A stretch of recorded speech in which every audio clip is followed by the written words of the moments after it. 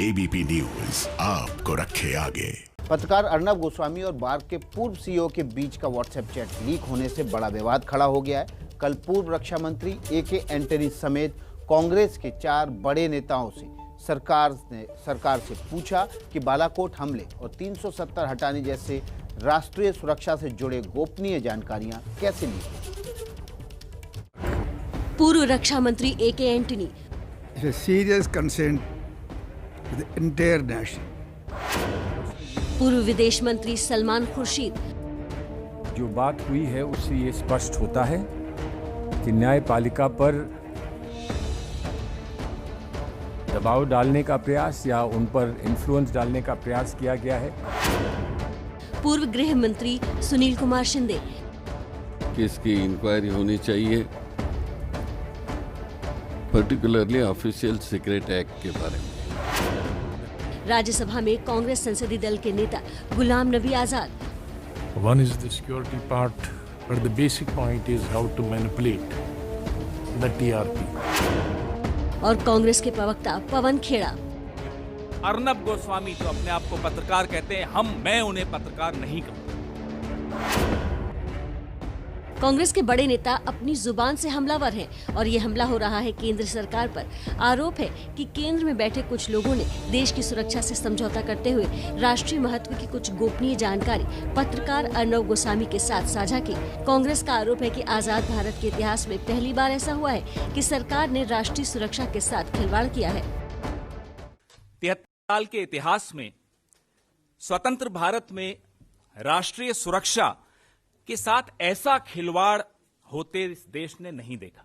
ये बड़े बड़े पदों पर बैठे हुए लोग, बड़े बड़े दिखने वाले लोग कितने बौने हो जाते हैं कि अपना ईमान एक ऐसे व्यक्ति के साथ मिलकर जो अपने आप को पत्रकार कहता है बेच रहे हैं। माफ कीजिएगा प्रधानमंत्री जी, अमित शाह साहब एवं अर्नब गोस्वामी जो अपने आप को पत्रकार कहते हैं, मैं उन्हें पत्रकार नहीं कहूंगा। कांग्रेस के केंद्र पर निशाने की वजह है व्हाट्सएप लीक कांड। असल में इन दिनों अर्नब गोस्वामी का एक व्हाट्सएप चैट वायरल हो रहा है, जिसे देखकर लगता है कि अर्नब की दिल्ली दरबार में पहुंच थी और उस पहुंच के बूते उन्हें कुछ अहम जानकारियां मिली थी। दावा है कि अर्नब गोस्वामी इस चैट में बार के पूर्व CEO पार्थ दासगुप्ता से बात कर रहे हैं। कांग्रेस कह रही है कि सेना के गुप्त ऑपरेशन की जानकारी अर्नब गोस्वामी को कहां से मिली, इसकी जाँच होनी चाहिए। पुलवामा से भी ले ले, जब कहीं खुशियां मना रहे थे,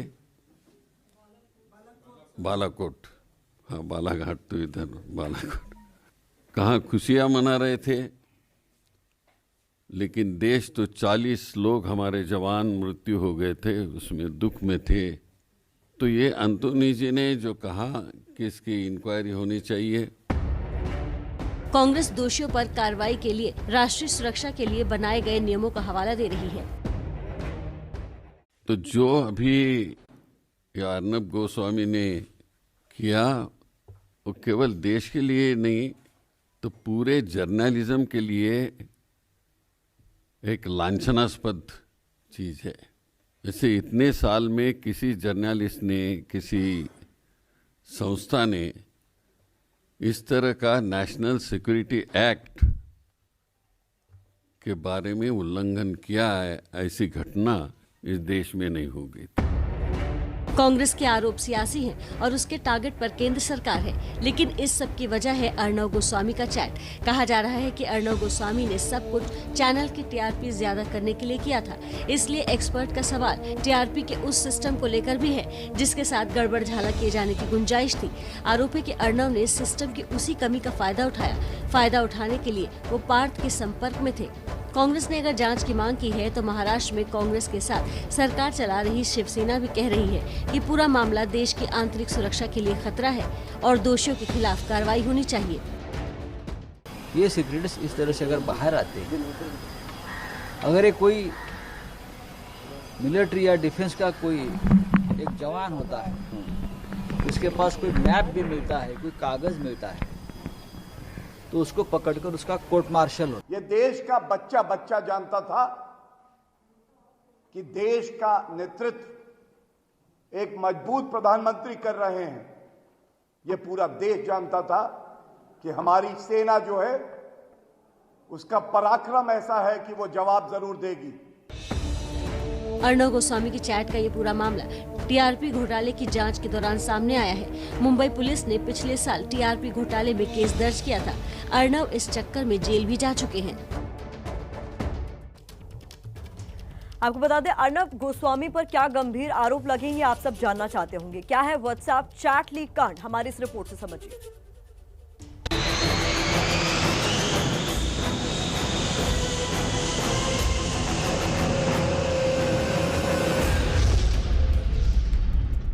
चौदह फरवरी 2019 को जम्मू कश्मीर के पुलवामा में आतंकियों ने हमला किया। सीआरपीएफ की बस के परखच्चे उड़ गए और हमारे 40 जवान शहीद हुए।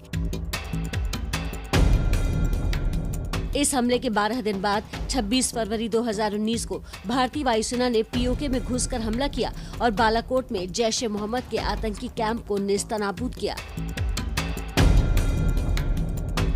रात के अंधेरे में हुई भारतीय वायुसेना की इस कार्रवाई में जैश के 200 से ज्यादा आतंकियों के मारे जाने की खबर सामने आई थी और इसी बालाकोट एयर स्ट्राइक की जानकारी लीक करने को लेकर रिपब्लिक टीवी के editor in chief Arnab Goswami और केंद्र सरकार पर राष्ट्रीय सुरक्षा से खिलवाड़ करने के आरोप लगे हैं। राष्ट्रीय सुरक्षा के साथ ऐसा खिलवाड़ होते इस देश ने नहीं देखा।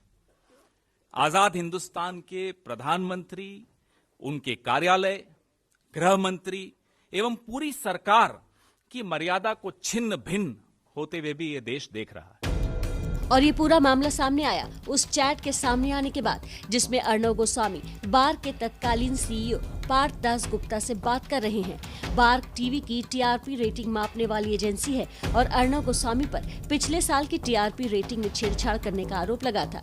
इसी आरोप के बाद जब मुंबई में जांच शुरू हुई तो पार्थ दास गुप्ता की गिरफ्तारी हुई और पिछले कुछ दिनों में मुंबई पुलिस ने जो चार्जशीट पेश की है उसमें पार्थ और अर्णव की बातचीत का ब्यौरा शामिल है। साल 2019 के कई चैट का ब्यौरा सामने आया है, लेकिन सवालों के घेरे में फरवरी के चैट है। 23 फरवरी 2019 के चैट में अर्णव और पार्थो के बीच जो बातचीत हुई है उसके मुताबिक तत्कालीन बार्क सीईओ से अर्णव कहते हैं कुछ बड़ा होने वाला है, जिसके बाद पार्थ पूछते हैं क्या दाऊद के बारे में। जवाब में अर्णव लिखते हैं नहीं सर, पाकिस्तान। अगले मैसेज में पार्थ दास गुप्ता स्ट्राइक का जिक्र करते हैं। तब अर्णव कहते हैं नॉर्मल स्ट्राइक से बड़ी स्ट्राइक होने वाली है। 23 फरवरी 2019 को ये बातचीत होती है और 3 दिन बाद 26 फरवरी को बालाकोट पर भारत एयर स्ट्राइक करता है और इसी को लेकर कांग्रेस राष्ट्रीय सुरक्षा का हवाला देकर सवाल पूछ रही है और दोषियों पर कार्रवाई की मांग कर रही है। हालांकि पूरे मामले पर अर्णव ने सफाई दी है। अर्णव ने पार्थो के साथ चैट की बात स्वीकार की है, लेकिन उन्होंने इस बात से इंकार किया कि देश की सुरक्षा के साथ उन्होंने किसी तरह समझौता किया। बयान जारी कर कहा गया है कि पुलवामा हमले के बाद पाकिस्तान के खिलाफ भारत ने जो कार्रवाई की, क्या उसके बारे में उम्मीद लगाना गुनाह है? ये जानकारी उस वक्त सार्वजनिक थी और हर पत्रकार यही कह रहा था। सरकार की तरफ से भी पाकिस्तान के खिलाफ कार्रवाई की बात कही गई थी। तब आधिकारिक रूप से 2 बातें कही गई थी।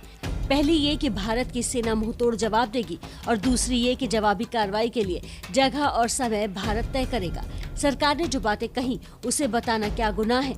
मीडिया के जो लोग सवाल उठा रहे हैं उन्हें ये सोचना चाहिए कि जब सार्वजनिक तौर पर मौजूदा जानकारी से जुड़े मीडिया के पत्रकार व्हाट्सएप चैट पर सवाल उठाया जा रहा है तो इससे क्या साबित करने की कोशिश हो रही है। सच्चाई क्या है उसके बारे में अभी तो कयास ही लगाए जा सकते हैं, लेकिन व्हाट्सएप चैट कांड ने कांग्रेस और विपक्ष को सरकार पर एक हमले करने का मौका दे दिया है।